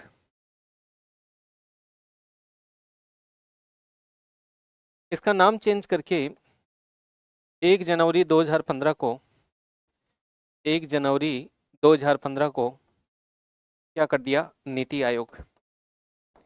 योजना आयोग का नाम चेंज करके ही क्या कर दिया गया? नीति आयोग। नीति आयोग के आज तक कितने अध्यक्ष बने हैं? तो मैंने क्या कहा कि अध्यक्ष कौन होता है? प्रधानमंत्री। तो आज तक एक ही अध्यक्ष बना, और बना कौन था? नरेंद्र मोदी। क्योंकि 2014 से प्रधानमंत्री यही है, नरेंद्र मोदी साहब। नेक्स्ट, नीति आयोग के प्रथम उपाध्यक्ष कौन थे? प्रथम जो उपाध्यक्ष थे उनका नाम अरविंद पनगड़िया। अरविंद पनगड़िया। पनगड़िया। वर्तमान में जो उपाध्यक्ष हैं वो कौन है? वर्तमान उपाध्यक्ष, तो वर्तमान जो उपाध्यक्ष है मेरे दोस्तों, वो सुमन बेरी। कौन है? सुमन बेरी। तो इसका जो राइट आंसर हो जाएगा वो अरविंद पनगड़िया, ये राइट आंसर हो जाएगा। ये वर्तमान में अध्यक्ष हैं। उसके बाद में नेक्स्ट अगला प्रश्न देखते हैं कि भारत के प्रथम प्रधानमंत्री जवाहरलाल नेहरू द्वारा सन 1947 के 14 या 15 अगस्त की मध्य रात्रि को दिए गए प्रसिद्ध भाषण को किस नाम से जाना जाता है? यानी आपको स्वयं को पता है कि 3 जून 1947 को माउंट बेटन योजना का भारत आगमन हुआ था, और इसी योजना के तहत 2 अधिराज्य बने थे। एक का क्या नाम था? भारत का विभाजन किस योजना के तहत हुआ था? माउंट बेटन योजना के तहत। माउंट बेटन योजना के तहत 2 अधिराज्य बने थे। एक का क्या नाम था? भारत, और एक का क्या नाम था? पाकिस्तान। भारत को अधिराज्य का दर्जा कब मिला था? 15 अगस्त 1947 को। और पाकिस्तान को अधिराज्य का दर्जा कब मिला था? 14 अगस्त 1947 को। दोनों अधिराज्य हैं, इनके प्रधानमंत्री अलग अलग व्यक्ति को बनाया गया था। भारत का पंडित जवाहरलाल नेहरू को, और पाकिस्तान का प्रधानमंत्री लियाकत अली को। भारत का जो गवर्नर जनरल बनाया गया था वो किसको बनाया गया था? लॉर्ड माउंट बेटन को। और पाकिस्तान का जो गवर्नर जनरल किसको बनाया गया था? मोहम्मद अली जिन्ना को। तो ये 14 या 15 अगस्त की मध्य रात्रि की बातें कर रहे हैं, और उस समय पंडित जवाहरलाल नेहरू ने जो भाषण दिया था उसको किस नाम से? Wings of challenge, independent India, tourist with destiny, hope for the better future. तो इसका जो राइट आंसर हो जाएगा वो कौन सा हो जाएगा? सी हो जाएगा, ट्रिस्ट विद डेस्टिनी। अगला प्रश्न देखते हैं, निम्न में से कौन केंद्रीय मंत्रिमंडल की बैठकों में भाग ले सकता है? कैबिनेट मंत्री भाग ले सकता है, या राष्ट्रपति भाग ले सकता है, या राज्य मंत्री, उप मंत्री? इनका तो कोई योगदान होता ही नहीं है। तो इसका जो राइट आंसर हो जाएगा वो क्या हो जाएगा? ए हो जाएगा, कैबिनेट मंत्री। अगला प्रश्न देखते हैं, प्रधानमंत्री इसे पद की शपथ दिलाता है? उप मंत्री है, उप प्रधानमंत्री है, अस्थायी लोकसभा अध्यक्ष को, या संसदीय सचिव को? तो इसका जो राइट आंसर हो जाएगा वो क्या हो जाएगा, संसदीय सचिव को। उसके बाद में नेक्स्ट है अगला प्रश्न देखते हैं, भारतीय संविधान का कौन सा आर्टिकल राष्ट्रपति से संबंधित प्रधानमंत्री के कुछ कर्तव्यों को निर्दिष्ट करता है, यानी कहने का मतलब है कि प्रधानमंत्री के जो कर्तव्यों का जो उल्लेख है वो आर्टिकल कौन से में है। आर्टिकल 79 में क्या लिखा हुआ है, तो इसमें लिखा हुआ है संसद का गठन। किसका गठन, संसद का गठन। आर्टिकल 75 है, इसमें क्या लिखा हुआ है, प्रधानमंत्री और मंत्रियों की नियुक्ति। प्रधानमंत्री और मंत्रियों की नियुक्ति, मंत्रियों की नियुक्ति। आर्टिकल 74 में क्या लिखा हुआ है, राष्ट्रपति को सलाह और परामर्श देने के लिए, राष्ट्रपति को सलाह और परामर्श देने के लिए किसका, मंत्री परिषद का गठन किया जाता है। मंत्री परिषद का क्या होता है, गठन होता है। ठीक है, तो इसका जो राइट आंसर हो जाएगा वो कौन सा हो जाएगा, 78। उसके बाद में नेक्स्ट अगला प्रश्न देखते हैं, निम्न में से कौन सा एक भारत के प्रधानमंत्री का कर्तव्य नहीं है। मंत्रिपरिषद के सभी निर्णयों को राष्ट्रपति को सूचित करना, राज्य के प्रशासन से संबंधित कार्यों की सूचना किसको देना, राष्ट्रपति को देना, राष्ट्रपति के सम्मुख कैबिनेट मीटिंग को एजेंडा उनके अनुमोदार्थ प्रस्तुत करना, नेक्स्ट राष्ट्रपति द्वारा अपेक्षा किए जाने पर किसी भी विषय को मंत्रिपरिषद के विचारार्थ रखना। इसका राइट आंसर क्या होगा, इसका जो राइट आंसर होगा वो कौन सा होगा, 2 नंबर। यानी कहने का मतलब इनमें से प्रधानमंत्री का कर्तव्य कौन सा नहीं है कि राज्य के प्रशासन, राज्य के प्रशासन, राज्य के प्रशासन के संदर्भ में जो कार्यों की सूचना देता है वो मुख्यमंत्री देगा। मुख्यमंत्री देगा किसको, तो मुख्यमंत्री ये सूचना किसको देगा, राज्यपाल को देगा, न कि राष्ट्रपति को। ठीक है, तो इसका जो राइट आंसर हो जाएगा वो कौन सा, बी। अगला प्रश्न देखते हैं, निम्नलिखित में से कौन भारत सरकार के प्रधानमंत्री के वेतन और भत्तों का निर्धारण करता है, राष्ट्रपति करता है, संसद करती है, प्रधानमंत्री करता है या मंत्रिमंडल करता है। प्रधानमंत्री के वेतन और भत्तों का जो निर्धारण है, या मंत्रियों के वेतन और भत्तों का निर्धारण है, या सांसदों के वेतन और भत्तों का जो निर्धारण है वो करती कौन सी है, संसद करती है। तो इसका जो राइट आंसर हो जाएगा वो बी हो जाएगा। अगला प्रश्न देखते हैं, आज तक बने हुए मंत्रियों में सर्वाधिक समय तक मंत्री रहे, आज तक बने हुए मंत्रियों में सर्वाधिक समय तक मंत्री रहे डॉक्टर भीमराव अंबेडकर रहे थे, या जॉन मथाई रहे थे, या जगजीवन राम रहे थे, या डॉक्टर राजेंद्र प्रसाद रहे थे। डॉक्टर राजेंद्र प्रसाद है, ये तो आज तक जितने भी राष्ट्रपति बने हैं तो राष्ट्रपति में सर्वाधिक समय तक रहे हैं, सर्वाधिक समय तक, सर्वाधिक समय तक।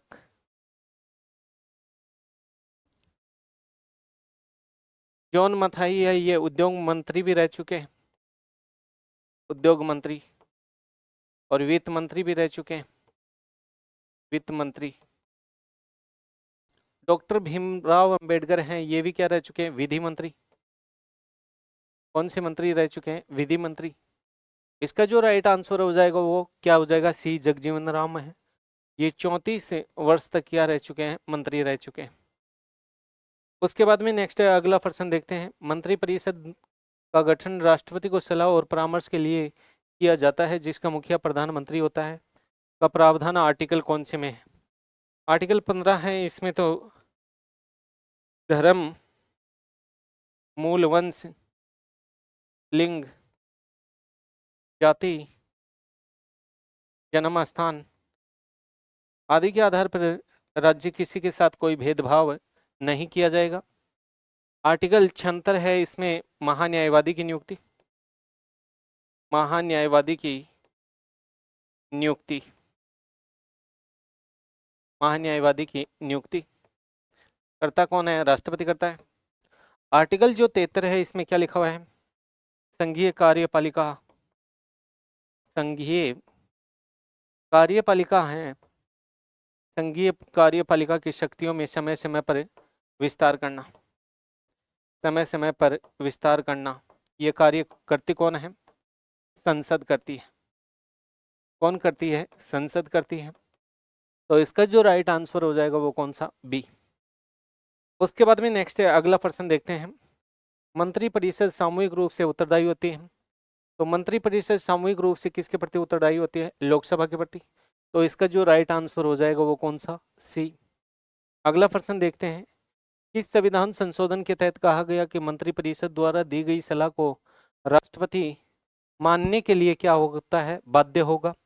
36वां संविधान संशोधन के माध्यम से, 42वां संविधान संशोधन के माध्यम से, 44वां संविधान संशोधन के माध्यम से, 74वां संविधान संशोधन के माध्यम से। तो इसका जो राइट आंसर हो जाएगा वो कौन सा हो जाएगा, बी। 42वां संविधान संशोधन 1976 के तहत मेरे दोस्तों ये कहा गया था कि मंत्री परिषद के द्वारा दी गई जो सलाह है वो राष्ट्रपति मानने के लिए क्या होगा, बाध्य ही होगा। और ये राष्ट्रपति को जो भी सलाह दी जाती है ये मानने के लिए बाध्य तो होता है, लेकिन क्या इस सलाह को किसी भी न्यायालय में चुनौती दी जा सकती है? तो सलाह को न्यायालय में चुनौती नहीं दी जा सकती, न्यायालय में चुनौती नहीं दी जा सकती, यानी ये वाद योग्य नहीं है। उसके बाद में नेक्स्ट अगला प्रश्न देखते हैं मेरे दोस्तों, किस संविधान संशोधन के तहत कहा गया था कि मंत्री परिषद द्वारा दी गई सलाह को राष्ट्रपति एक बार पुनर्विचार के लिए लौटा सकता है। 42वां संविधान संशोधन के तहत तो कहा गया था कि बाध्य रखना, मंत्री परिषद के द्वारा दी गई सलाह है वो मानने के लिए क्या होगा, बाध्य होगा। 73वां संविधान संशोधन है, ये पंचायती राज व्यवस्था से संबंधित है, यानी पंचायती राज व्यवस्था को संवैधानिक दर्जा दिया गया था। किसको, पंचायती राज व्यवस्था को संवैधानिक दर्जा दिया गया। 74वां संविधान संशोधन है 1992 के तहत नगर पालिकाओं को संवैधानिक दर्जा दिया गया था। किसको, नगर पालिकाओं को संवैधानिक दर्जा दिया गया था। इसका राइट आंसर हो जाएगा वो बी हो जाएगा, 44वां संविधान संशोधन 1978। इसके तहत ये कहा गया था कि मंत्री परिषद के द्वारा दी गई सलाह है उसको राष्ट्रपति एक बार पुनर्विचार के लिए लौटा सकता है। उसके बाद में नेक्स्ट है, किस अनुच्छेद के तहत कहा गया कि प्रधानमंत्री की सिफारिश राष्ट्रपति मंत्रियों के नियुक्ति करता है, यानी प्रधानमंत्री की सिफारिश पर ही राष्ट्रपति हैं वो मंत्रियों की नियुक्ति करेगा।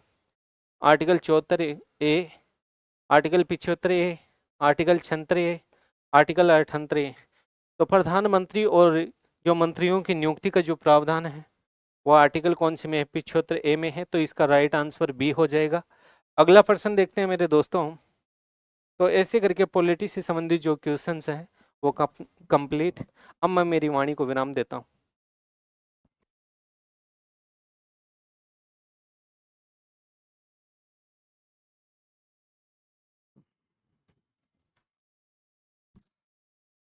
हाँ भाई, राम राम सभी को, राधे राधे। इतिहास विषय के क्वेश्चनों का विश्लेषण देखेंगे हम। देखिए क्वेश्चन नंबर है अपने, सबसे लास्ट में क्वेश्चन मिलेंगे अपने, शायद 136 नंबर क्वेश्चन की हम बात करें।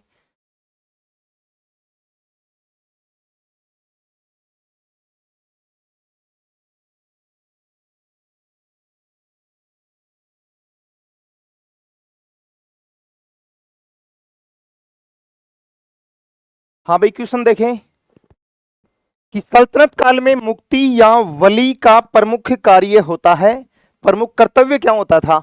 देखिए पहला तो सुल्तान के व्यक्तिगत अंगरक्षक के रूप में काम करना, सुल्तान के जो निजी अंगरक्षक होते थे उनके रूप में काम करना, इनको पायक कहते थे भाई। जो व्यक्तिगत अंगरक्षक होते हैं सुल्तान के, ये कहलाते थे पायक। दूसरा, इक्ता क्षेत्रों में, इक्ता मतलब जागीर, देखिए इक्ता का मतलब होता है जागीर। और इक्ता प्रथा की शुरुआत जो है,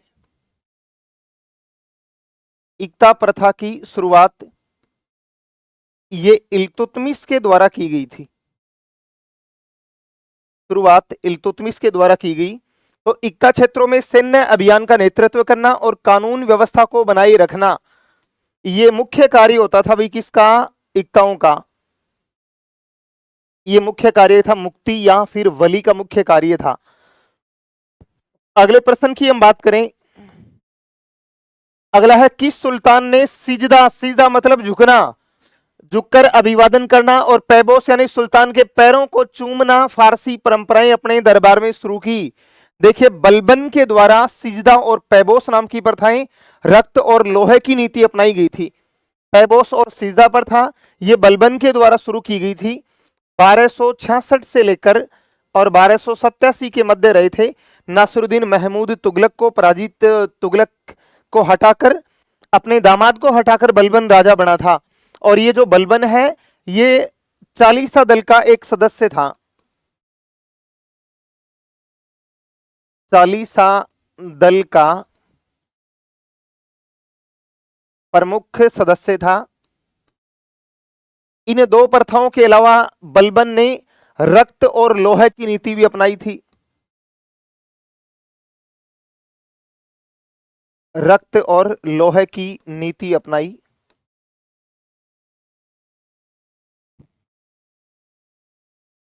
अगला क्वेश्चन है कि कौन सा कर दिल्ली सल्तनत के तहत गैर मुसलमानों से लिया जाता था? देखिए पहला खम्स कर, ये तो होता है कि लूट के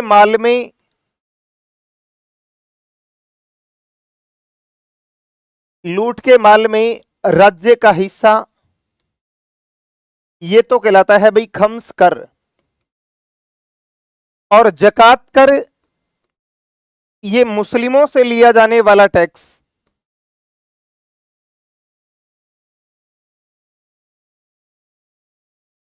मुस्लिमों से लिया जाने वाला कर ये कहलाएगा क्या?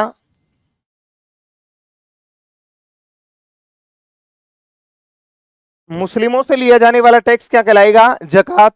और खराज ये होता है राजस्व कर,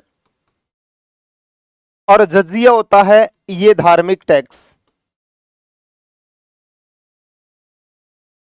अब देखिए बात करें हम जजिया कर की, अपना आंसर भी जजिया ही होगा। देखिए जजिया कर की जो शुरुआत है ये 712 ईस्वी में मोहम्मद बिन कासिम के द्वारा शुरू की गई थी। मोहम्मद बिन कासिम के द्वारा शुरू की गई थी जजिया कर की शुरुआत।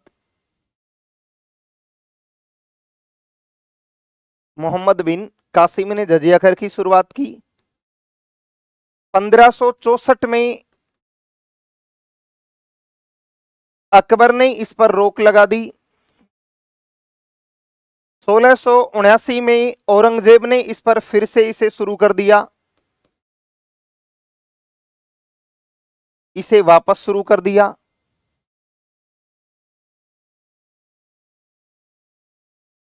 और 1720 में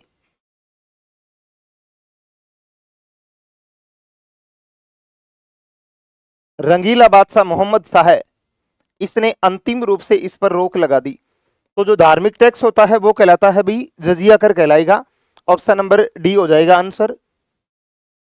अगला है अलाउद्दीन खिलजी के द्वारा किए गए कृषि सुधारों में निम्न में क्या शामिल नहीं था? देखिए एक तो मस्त खराज नामक आधिकारिक नियुक्ति, बात बिल्कुल सही है। दूसरा दोआब क्षेत्र में भूमि राजस्व का निर्धारण करना, यह भी बात राइट है। भूमि की पैमाइश के आधार पर टैक्स लगाना, बिल्कुल। और तकाबी ऋण प्रदान करना। देखिए तकाबी या सौंधर, तकाबी या सौंधर ये शुरू किए थे भाई मोहम्मद बिन तुगलक के द्वारा। मोहम्मद बिन तुगलक ने शुरू किए थे तकाबी या सौंधर कर, मोहम्मद बिन तुगलक के द्वारा शुरुआत की गई थी इसकी। तो ऑप्शन नंबर डी हो जाएगा। अगला है मोहम्मद बिन तुगलक की सांकेतिक मुद्रा का असफल होने का कारण क्या था? कि मोहम्मद बिन तुगलक ने इतिहासकार बर्नी के अनुसार, इतिहासकार बर्नी जो है तारीख ए फिरोज शाही के लेखक हैं बर्नी ये 5 योजनाओं का उल्लेख करता है। बर्नी 5 योजनाएं इनका जिक्र करता है जो बिन तुगलक ने चलाई, जिनमें सांकेतिक मुद्रा का प्रचलन, राजधानी परिवर्तन, इनके अलावा खुरासान अभियान, कराचिल अभियान, ऐसे कुल 5 योजनाएं चलाई थी। दोआब क्षेत्र में कर वृद्धि, और इनमें से देखो कि सांकेतिक मुद्रा का प्रचलन था, यह भी विदेशी व्यापारियों द्वारा इसे अस्वीकार करना, ये बी राइट आंसर हो जाएगा भी इसका। निम्नलिखित सुल्तानों को उनके शासनकाल के अनुसार सही कालक्रम में व्यवस्थित करना है। देखिए भाई, इल्तुतमिश का जो समय था 11 से 36 तक, रजिया की बात करें तो 1236 से 40 तक, बलबन की बात करें तो 1265 से 65-66 एक ही बात है 87 तक, और कुतुबुद्दीन ऐबक 1206 से 1210 तक रहा था। तो देखिए 4-1-2-3 4-1-2-3 4-1-2-3 ये इनका क्रम हो जाएगा। 1265 भी मानते हैं, 66 भी मानते हैं बलबन का। हुमायूं का मकबरा किस सल्तनत कालीन वास्तुकला पर आधारित है? भारत में चारबाग पद्धति में बना चारबाग पद्धति में निर्मित प्रथम मकबरा, चारबाग पद्धति में निर्मित प्रथम मकबरा ये हुमायूं का मकबरा है, और जो लाल बलुआ पत्थरों से निर्मित है।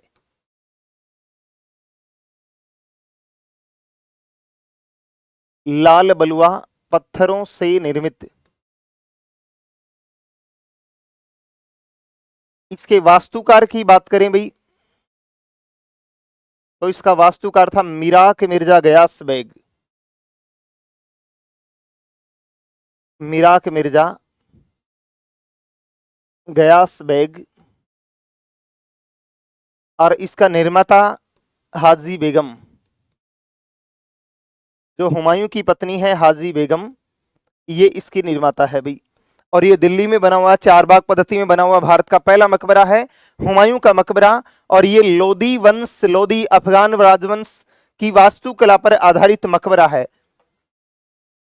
अगले प्रश्न की हम बात करें, किस तुगलक सुल्तान ने ब्राह्मणों पर भी जजिया कर लगाने का कठोर निर्णय लिया? देखो, ब्राह्मण जजिया कर से मुक्त हुआ करते थे, लेकिन फिरोज तुगलक ने ब्राह्मणों से भी जजिया कर वसूल किया। जो फिरोज तुगलक था ये धार्मिक कट्टरता की नीति अपनाता है, ये कट्टर मुस्लिम शासक था, और इसने ब्राह्मणों से भी जजिया कर वसूल किया था भाई। चालीसा या तुर्काने चिहलगामी का नाश किसने किया? देखिए, इसका जो गठन है ये तो किया किसने? इल्तुतमिश ने। 40 अमीर सरदारों का गुट कहलाता है तुर्काने चिहलगामी, और इसे नष्ट किया किसने? बलबन ने इसको नष्ट कर दिया था। तो नष्ट किया इसको किसने? बलबन ने। बलबन खुद भी 40 दल का एक शक्तिशाली सरदार था, शक्तिशाली सदस्य है। खालसा भूमि से तात्पर्य ऐसी भूमि जिस पर सीधे राजा का नियंत्रण होता है, और वहां से जो भी राजस्व लिया जाएगा सीधे राजकोष में जमा होगा। पहला ही ऑप्शन हो जाएगा। तैमूर के आक्रमण के समय दिल्ली पर इस समय नासिरुद्दीन महमूद तुगलक का शासन था भाई, और नासिरुद्दीन महमूद तुगलक के समय दिल्ली पर 2 राजाओं का शासन था, 2 सुल्तानों का शासन था। 1398 में तैमूर का भारत पर आक्रमण हुआ था। दीवाने इस्तिहाक विभाग की स्थापना, मतलब पेंशन विभाग,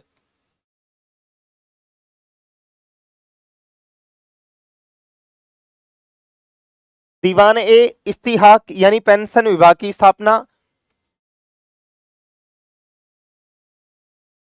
और ये फिरोज तुगलक ने शुरू करी थी भाई, ये और याद रख लेना, फिरोज तुगलक के द्वारा इसकी शुरुआत की गई थी। तुर्क ए चहलगामी का शक्तिशाली सदस्य जो बलबन था, बलबन शक्तिशाली सरदार जिसने 40 दल के सभी सदस्यों को मार दिया था, नष्ट कर दिया था इसको, और खुद राजा बना था। और ये मलिक काफूर, ये अलाउद्दीन खिलजी का सेनापति था।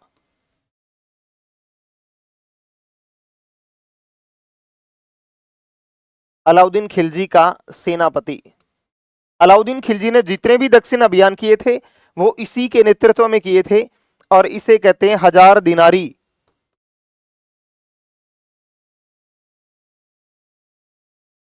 1000 दिनारी उपनाम था इसका। और यह है कि किस सुल्तान ने आगरा शहर की स्थापना 1504 में सिकंदर लोदी ने आगरा बसाया 1504 में और इसे अपनी राजधानी बनाई सिकंदर लोदी। सिकंदर लोदी का समय काल रहा है 1489 से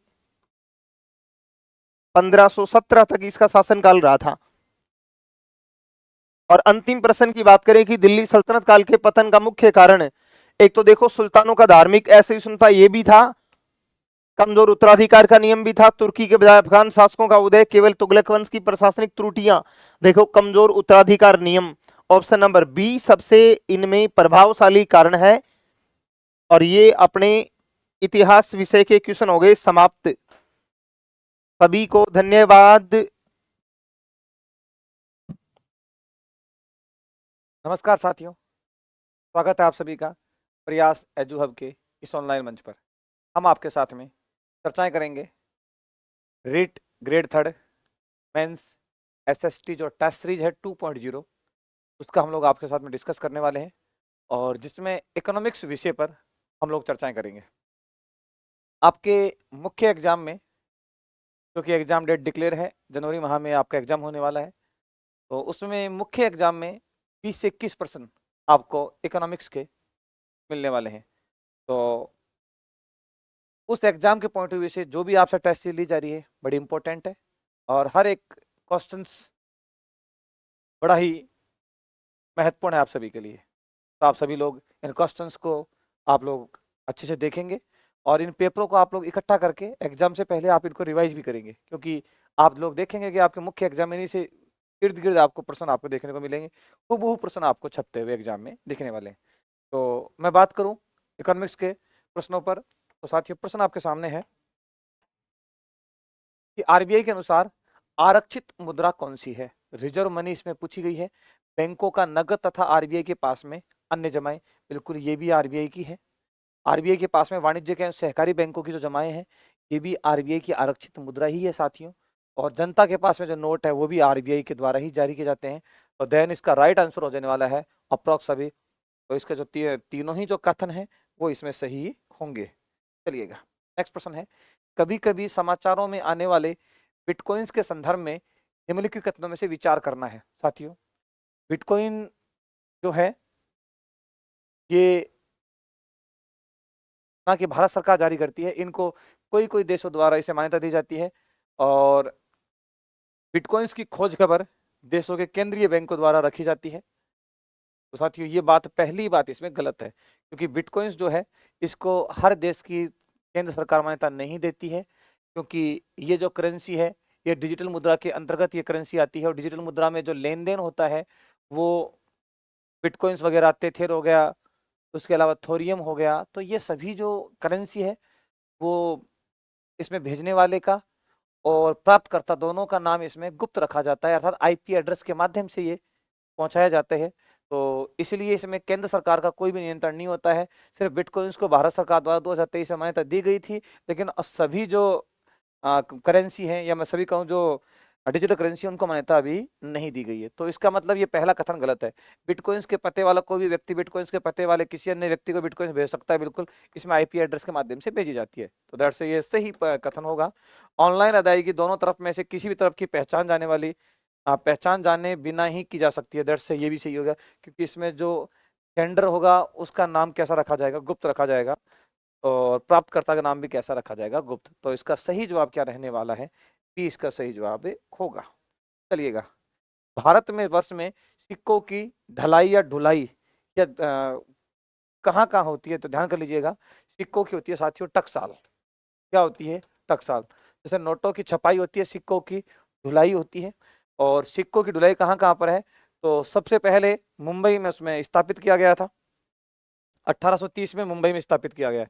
1830 में मुंबई में है, 1830 में मुंबई में स्थापित किया गया। 1930 में कोलकाता में स्थापित किया, माफ कीजिए 1903, और 1950 में हैदराबाद में,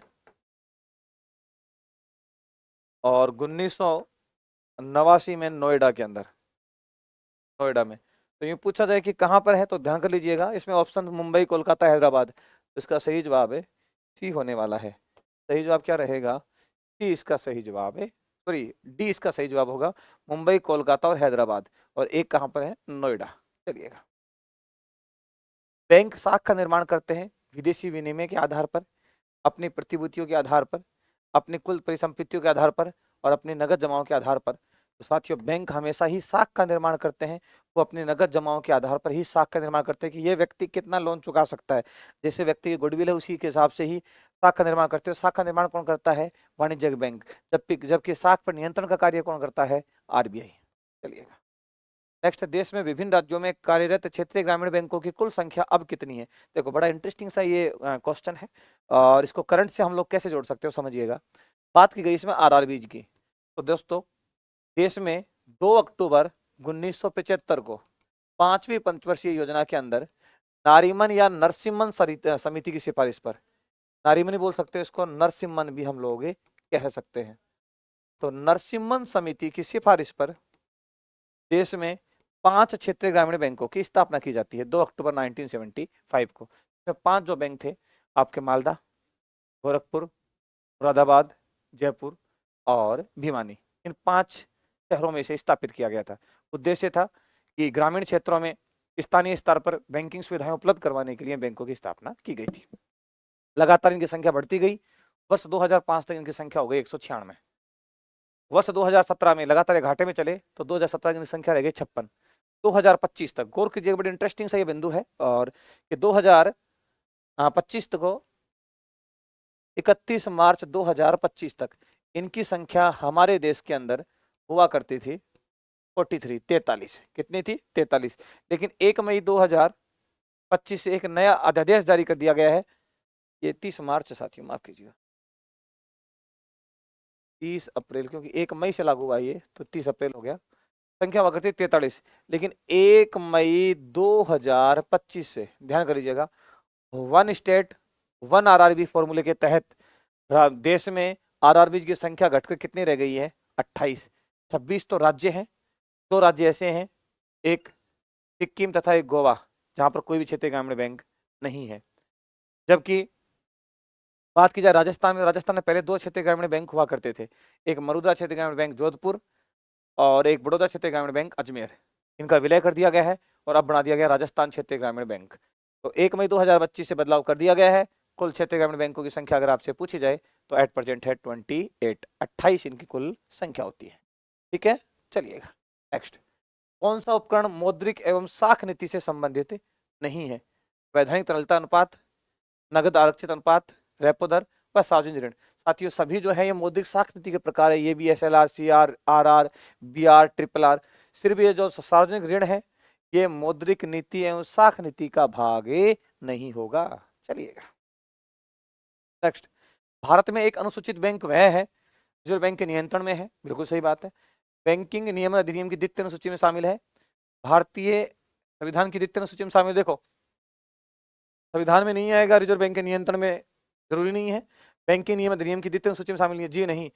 भारतीय रिजर्व बैंक अधिनियम RBI एक्ट 1934 की द्वितीय अनुसूची में जो शामिल है वही बैंक अनुसूचित बैंकों की श्रेणी में होगा। जब आपको मैंने ऑफलाइन जब चर्चाएं की थी तो इन चीजों को मैंने बड़े ही विस्तार से पढ़ाया कि RBI की जो स्थापना की गई है वो 1935 में है, बैंकिंग रेगुलेटिंग एक्ट नहीं, इसमें RBI एक्ट 1934 के तहत। तो RBI एक्ट 1934 की द्वितीय अनुसूची में जो बैंक है वही अनुसूचित बैंकों के भाग होंगे। चलिएगा नेक्स्ट है, बड़ा सिंपल सा प्रश्न है कि भारत की मुद्रा प्रणाली में दशमलव पद्धति पर तो डेसिमल कब से प्रारंभ हुई? देखो, धीरे धीरे विनिमय का माध्यम, विनिमय का मतलब होता है लेन देन, विनिमय का माध्यम बदलता गया। प्राचीन काल में हम जब पढ़ा करते थे तो उस समय धातु विनिमय प्रणाली थी, चीजें बदली, वस्तु विनिमय प्रणाली भी चर्चाओं में आई, जैसे कि 2 भेड़ ले लो, 1 बकरी दे दो, ऊंट ले लो, घोड़े दे दो। तो इस तरीके से वस्तु विनिमय प्रणाली आज भी हम ग्रामीण क्षेत्रों में देखते हैं तो ये चीजें हमें सामान्य सी दिख जाती है। तो वस्तु विनिमय प्रणाली के बाद में मुद्रा विनिमय प्रणाली चर्चाओं में आई। तो मुद्रा विनिमय जो प्रणाली है उसमें पहले भारत में रुपया जो है वो आनों में विभक्त था। आप लोगों ने पढ़ा होगा कि 16 आना बराबर 1 रुपया, 16 आना बराबर 1 रुपया, मतलब कि 4 आना मतलब 25 पैसे, 8 आना मतलब 50 पैसे, 12 आना मतलब 75 पैसे और 16 आना बराबर 1 रुपया। लेकिन 1957 से भारत का जो रुपया है वो 100 पैसों में विभक्त हो गया, अर्थात 100 पैसे बराबर 1 रुपया। 100 पैसे बराबर 1 रुपया। तो ये जो डेसिमल जो पद्धति है ये भारत में कब से अप्लाई हुई है? आरबीआई के द्वारा 1957 1957 में इसे अप्लाई कर दिया गया था। चलिएगा, इंपीरियल बैंक का नाम उसके राष्ट्रीयकरण के बाद बदलकर क्या कर दिया गया था? देखो बड़ी इंटरेस्टिंग सा बिंदु है। अंग्रेजों द्वारा 3 प्रांतीय बैंक स्थापित किए गए थे। 1806 में बैंक ऑफ बंगाल, 1840 में बैंक ऑफ बॉम्बे और 1843 में बैंक ऑफ मद्रास। ये 3 प्रांतीय बैंक थे, प्रेसिडेंटी बैंक थे। इन तीनों बैंकों का विलय किया गया और इन तीनों बैंकों को 1921 में बना दिया गया था imperial bank of India. Imperial bank of India 27 जनवरी 1921 को। और इन तीनों ही बैंकों को विलय करके इंपीरियल बैंक ऑफ इंडिया बनाया गया और इसी इंपीरियल बैंक ऑफ इंडिया का नाम बदलकर 1 जुलाई 1955 को कर दिया गया एसबीआई, भारतीय स्टेट बैंक। क्या कर दिया गया साथियों? भारतीय स्टेट बैंक। चलिएगा, किस दर पर भारतीय रिजर्व बैंक के वाणिज्य बैंकों से धन उधार लेता है? किस दर पर भारतीय रिजर्व बैंक, इसका मतलब आरबीआई वाणिज्य बैंकों से ऋण लेगा? देखो, व्यापारिक बैंक है बीआर जिसमें अल्पकालीन ऋण, आरआर दीर्घकालीन ऋण उधार लेते हैं वाणिज्यिक बैंक। जबकि जो भारतीय रिजर्व बैंक जो है वो ट्रिपल आर, इस पर क्या लेगा? व्यापारिक बैंकों से ऋण लेता है रिवर्स रेपो रेट। किस पर लेता है मेरे विद्वान साथियों? रिवर्स रेपो रेट, जो कि एट प्रेजेंट रेट है 3.35%। ठीक है, एक दिन के लिए इसमें ऋण लेता है और ये अल्पकालीन ऋण होता है, ये 90 दिनों तक हो सकता है। चलिएगा, अप्रैल 2020 में 6 बैंकों का साथ विलय किया गया था। इसके आधार पर सूची 1 को सूची 2 से सम्मिलित करना है। एट प्रेजेंट आपसे पूछे कि देश में कुल राष्ट्रीयकृत बैंक कितने हैं? 11 सरकारी कितना है? 1 सार्वजनिक क्षेत्र के कुल बैंक पूछे तो 12। 1 अप्रैल 2020 को 6 बैंकों का राष्ट्रीयकरण किया गया था। कितने बैंकों का विद्वान साथियों? 6 बैंकों का। कौन कौन से विलय हुए थे गौर करना। एक था यूनाइटेड बैंक और एक ओरिएंटल बैंक ऑफ कॉमर्स, इनका विलय किया गया था पंजाब नेशनल बैंक के अंदर। सिंडिकेट बैंक का विलय किया गया था कैनरा बैंक के अंदर। इलाहाबाद बैंक का विलय किया गया इंडियन बैंक में और आंध्रा बैंक का विलय किया गया, आंध्रा बैंक और कॉर्पोरेशन 2 बैंक थे ये, इन दोनों का विलय किया गया यूनियन बैंक में। तो आप देख लीजिएगा 2 4 2 4 1 3 2 4 1 3 2 4, देखो यहां देख सकते हैं आप 2 4 1 3, ये इसका जवाब होगा। तो 2 4 1 3 ये 20 का सही जवाब होने वाला है, 20 का सही जवाब रहेगा। हाँ जी, लगातार ये चीजें पर्सन आप देखो हमेशा ध्यान कर लीजिएगा, प्रैक्टिस ही सबसे बड़ा माध्यम है और आप तो जीवन का सबसे बड़ा मैच खेलने वाले हैं।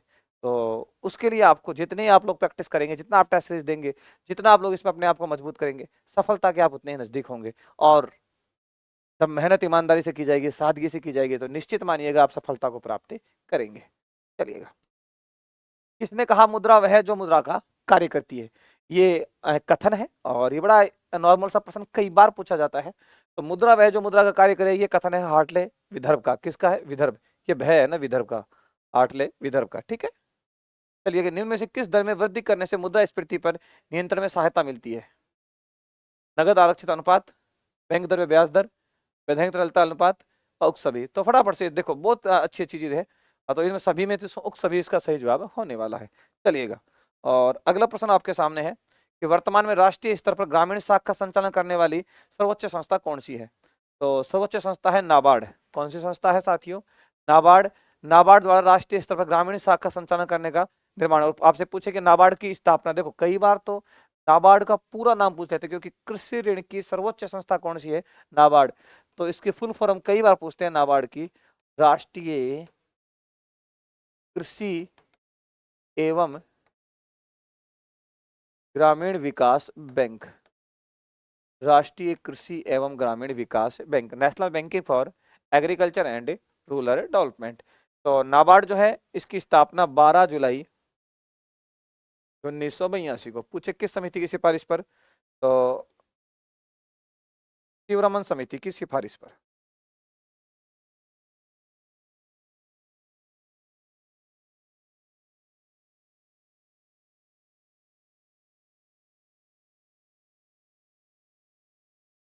शिवरमन समिति की सिफारिश पर। चलिएगा, M3 को परिभाषित किया जा सकता है, जनता के पास मुद्रा प्लस मांग जमा, M1 प्लस डाकघरों के पास बक जमा, M2 प्लस बैंकों के पास सावधि जमा, M1 प्लस बैंकों के पास सावधि जमा। साथियों M3 का पूछा गया, बड़ा इंटरेस्टिंग सा प्रश्न है। M1 प्लस बैंकों के पास सावधि जमा, सावधि जमा से मतलब होता है RD प्लस FD, तो इसका सही जवाब ये होने वाला है। ठीक है, हाँ जी। नेक्स्ट है, मुद्रा के संबंध में असत्य कथन है, ये लेन देन का माध्यम है, यह वस्तु विनिमय प्रणाली को बढ़ावा देती है, यह आवश्यकताओं के दोहरे समय को खत्म करती है, चेक द्वारा भुगतान मुद्रा का आधुनिक रूप है, यह वस्तु विनिमय प्रणाली को बढ़ावा देती है। ये नहीं, असत्य कथन है, असत्य ये साथियों। ठीक है, चलिएगा। भारत में साख नियंत्रण की कौन सी विधि अधिक प्रभावी है? गुणात्मक, मात्रात्मक, मात्रात्मक या संख्यात्मक जो विधि है, जिसमें CRR, SLR, BR ये सभी इसमें शामिल होंगे, तो इसमें मात्रात्मक इसका सही जवाब होने वाला है। चलिएगा, निम्न में से कौन सा मौद्रिक नीति का उपकरण है? राजकीय व्यय, जनता से ऋण लेना, बैंक दर, पैक करारोपण उपकरण है, मौद्रिक नीति का उपकरण है, तो इसमें सही जवाब आएगा बैंक दर। क्या आएगा? बैंक दर। बैंक दर वह दर होती है जिस पर साथियों व्यक्ति, जैसे हमें वाणिज्यिक बैंक क्या देते हैं? ऋण उपलब्धि करवाते हैं। बैंक दर क्या है? वह दर जिस पर RBI ग्राहकों से ऋण ले देती है, वह दर जिस पर RBI वाणिज्यिक बैंक को ऋण देती है, वह दर जिस पर वाणिज्यिक बैंक ग्राहकों को ऋण देते हैं, इनमें से कोई नहीं। वह दर जिस पर वाणिज्यिक बैंक ग्राहकों को ऋण देते हैं। चेक क्या है? एक प्रकार का सिक्का, एक ऐसा कागज जो बैंक के भुगतान को आदेश देता है, एक प्रकार का सरकारी बॉन्ड, या इनमें से कोई नहीं। एक ऐसा कागज जो बैंकों को भुगतान का आदेश देता है, ऐसा कागज जो बैंकों को भुगतान का आदेश देता है। साथियों, चेक के ऊपर जो भी राशि लिखी जाती है, उस राशि के मान लीजिए हमने कोई 1 लाख रुपए का चेक दे दिया और उस पर लिख दिया कि इस व्यक्ति को ये पेबल होगा, तो इसका मतलब बैंक ने आदेश दे दिया है कि अब वो 1 लाख रुपए उस व्यक्ति के पास चले जाएंगे, क्योंकि आपने उस चेक के माध्यम से, उस कागज के माध्यम से उसे अन्य व्यक्ति को ट्रांसफर कर दिया है। तो ये आपका 20 प्रश्न आपके सामने थे। धन्यवाद, थैंक यू।